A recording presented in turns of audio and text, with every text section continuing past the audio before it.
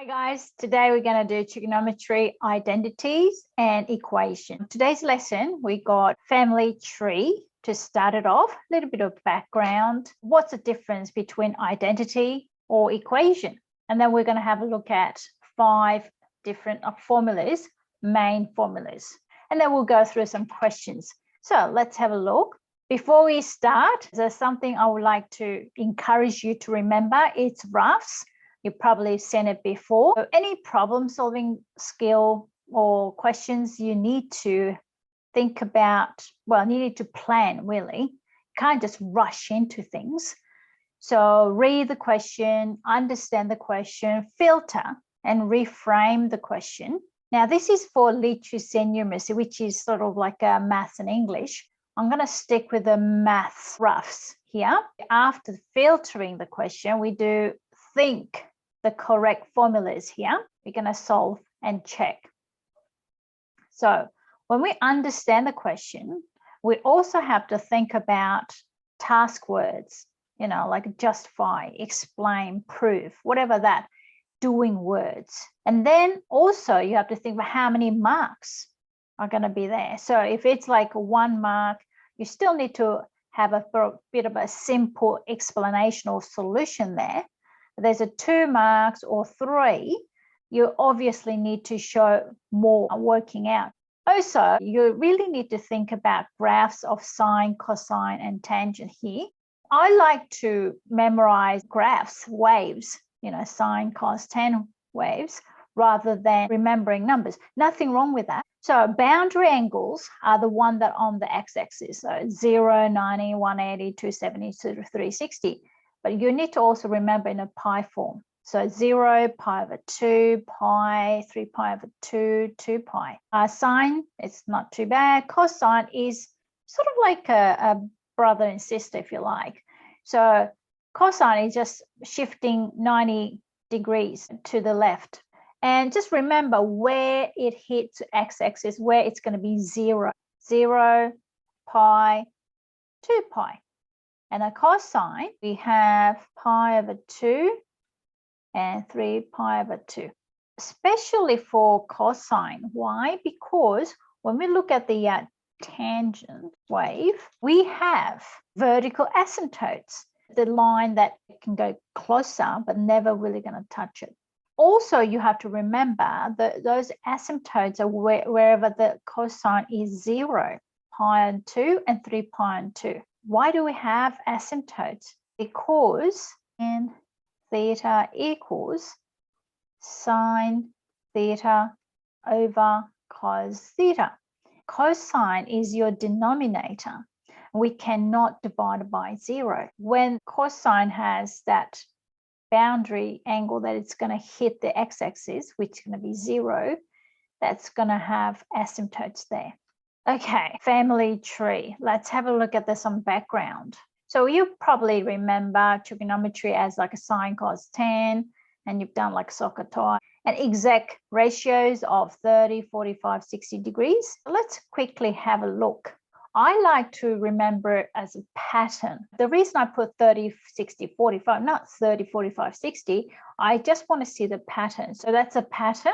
I tried to memorize a half plus half is 1. Next one, 45 degrees. It's not really half, but you can say 1 over root 2. 1 over root 2. It's like sort of, you know, half plus half is 1. So can you see the pattern in there? Half plus half is 1.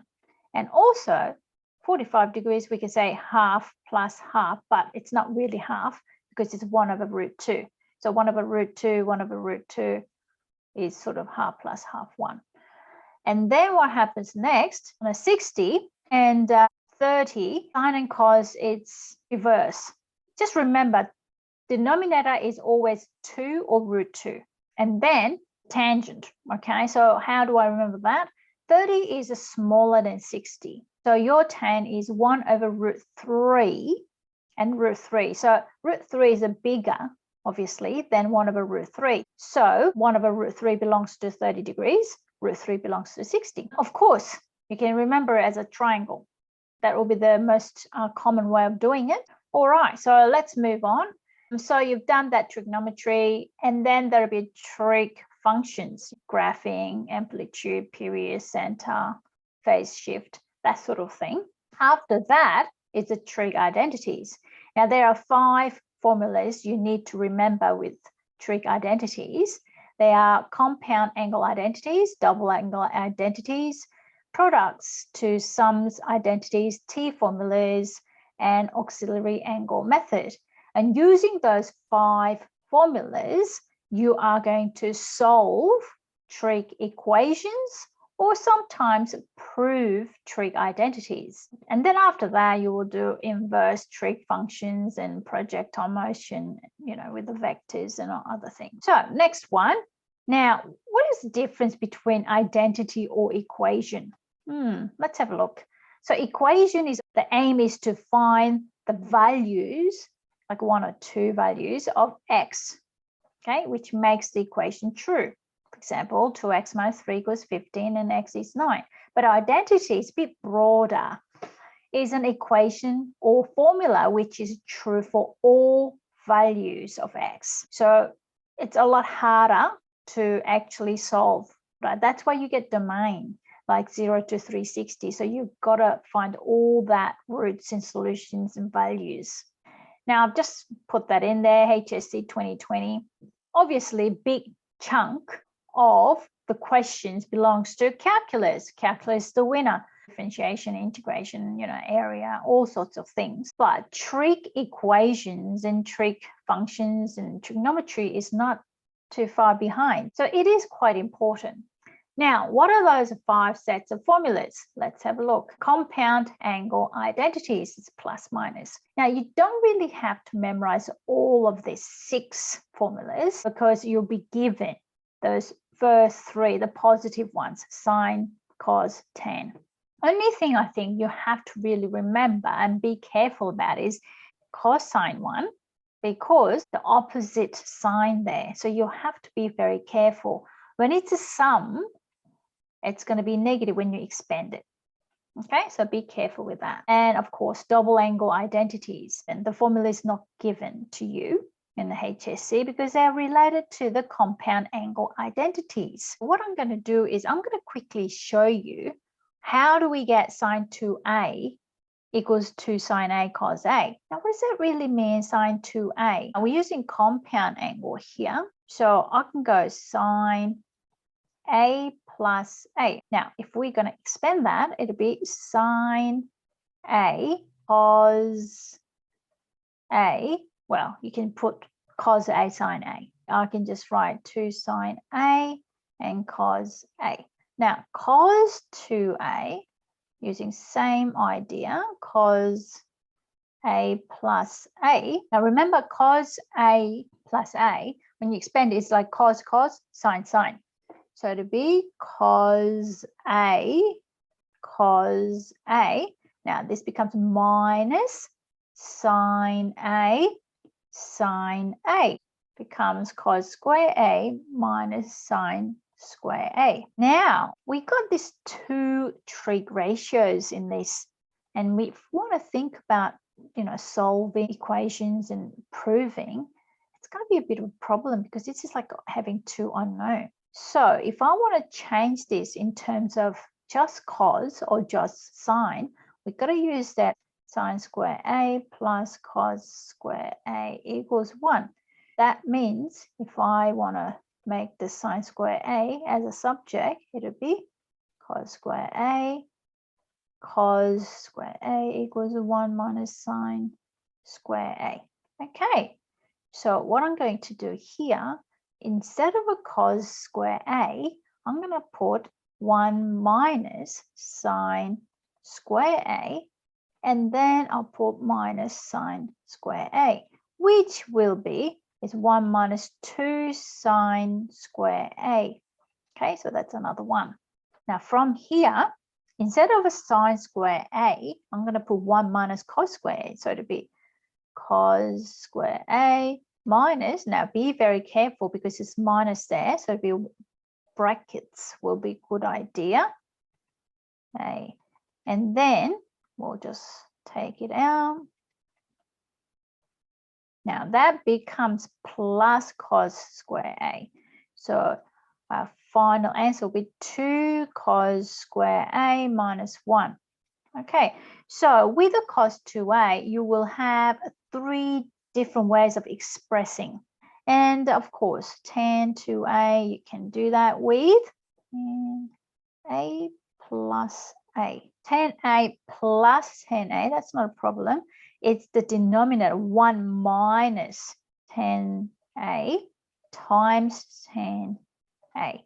Now that becomes 2 tan A over 1 minus tan square A. Obviously, when we changed all this to negative, right? If we change to negative, this one's not a problem. Sign will be just same, but it's negative. Now that will become plus here. And tan will be minus, but this will be plus. Okay, so just remember that. The next one is the products to sums identities. Now with these, I think it's, yes, it's given. So you don't really have to memorize. Now, what kind of question are we going to have? This here is when you see something like cos 10 degrees and cos 80 degrees or something like that, and you know, when you see that, that's when you see, okay, this is going to be products to sums identity. And then you look at the formula and use it. Next one is T formulas. T equals tan A over 2. Now, T formulas we created to find the angle to solve it for X. So in this case is A. So we created an extra T formula. Now this is last resort. If question asks you to use T formula, then you know it's going to be T formula. But you don't, you know, voluntarily to use this one because it's not really accurate. Because we can't really use 180 here, because if I put 180, it'll be 90 degree. Tan 90 is asymptote. So we are automatically, before even using T formula, not accepting 180 degrees as a part of our solution. That might be a problem because 180 can be a solution. So this is not a really accurate formula to use, but it is useful. Of course, the formula is given. And how do I remember all this? The best way will be the right angle triangle. When you remember this, it'll be a lot easier to remember T formulas. Now, the last one is auxiliary angle method for solving A sine X plus B cos X equals C. Now, this is a very useful one too. So this method uses the compound angle identities and simplifies A sine X plus B cos X to R sine X plus alpha. That alpha is auxiliary angle. We just put that in to solve it. As you can see, you've got this sine X and cos X. So you got 2 unknown there. It's very hard to solve when you have a 2 unknown ratio. So to make it to 1, we use auxiliary angle. So the R sine X plus alpha can be R cos X plus alpha. Be careful, it's not always sine. I can actually show you how this formula is created. So you need to expand this using compound angle identity. I'll put R here, and then I'm going to just expand this one. So it'll be sine X cos alpha plus cos X sine alpha. And because we got this constant in front, I'll just put it back. Now, so I'm going to have to equate this. So these equating is same, and this is the same as this one. Okay, so if I put it together, A sine X equals R sine X cos alpha. Now I can cancel this because it's same. So I can say R cos alpha equals A. I'm going to call that as 1.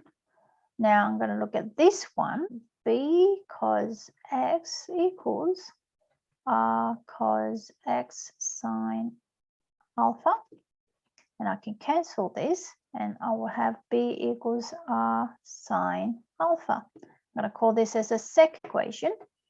Now, how am I going to combine this sine and cos together, make it the one trig ratio? I'm going to go 2 divided by 1.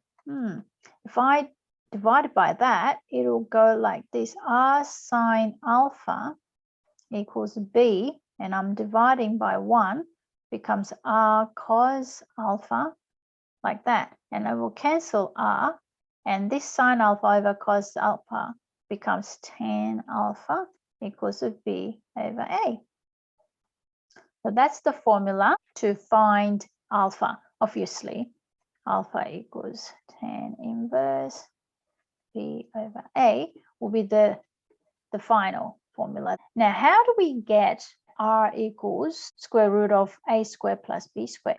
So that's another one that we have to think about. Okay, so from previous one, we had a equals r cos alpha, and then b equals r sine alpha. That was 2. So I'm going to go 1 square plus 2 square will give me a square plus b square equals r square sine square alpha plus r square cos alpha. The reason I'm doing this is so I can make it r the subject and also get rid of sine and cos. So what I'm going to do now here, make r square the common vector, then it'll become cos square alpha, and then I'm left with that. And you see what I've done from here to here. So I've got the I'll collect the common vector there, and I'll put it there. And of course, this is going to be 1. So r square equals a square plus b square, and r square is constant.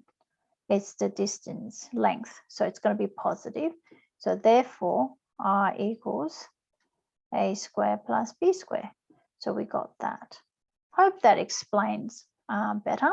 So the first one we got was this one, the tan alpha equals b over a. And the second one we got is r equals square root of a square plus b square. Okay, so you can just use this formula and when you get used to it and be confident about it. There's more there. The only thing that I would mention about is in the last one, the corner there, so sine square nx equals half 1 minus cos 2 nx. And the cos square nx equals half 1 plus cos 2 nx. It's the general solution, okay? Anything with in general solution with sine and cos, you just add 2 pi or 2n pi. N is the arbitrary integer, any number. Angle is here and here. If we want given any domain, we can go as many, full circles we like. If I want to start from here and then come back to where it was, back to here, you're really going around a full circle 2 pi, isn't it? If I want to go to this angle, again, I'm just have to go around a 2 pi. So it doesn't really matter. So you're going to go full 2 pi's, whatever, how many times you can have, because there's no domain. That's why we need a general solution, because there's so many solutions or roots we can have. So you need to have a formula. But if it's a tangent, adding it every pi, 180 degrees, because of some asymptotes problem. All right, so just remember, sine and cos 2 pi, tan is pi, but sometimes there is some exception there, so you'll have to be careful with those. Okay, that was the end of part 1. Now, part 1, we just talked about and had a look at all the formulas. Now, part 2, we're going to solve some questions, past HSS questions or HSS style questions. So I'm looking forward to seeing you again in part 2. See ya.